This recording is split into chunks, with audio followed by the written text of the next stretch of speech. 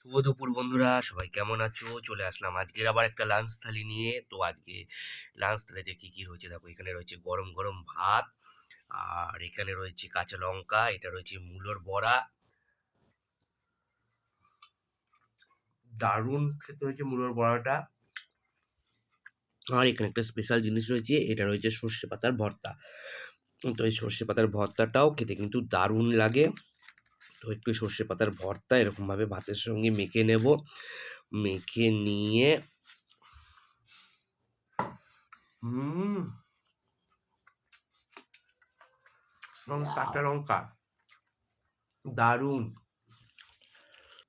তো দেখো বন্ধুরা, বাটা দিয়ে প্রায় ভর্তাটা দিয়ে, ভর্তা বা বাটা যেটা বলো, সেটা দিয়ে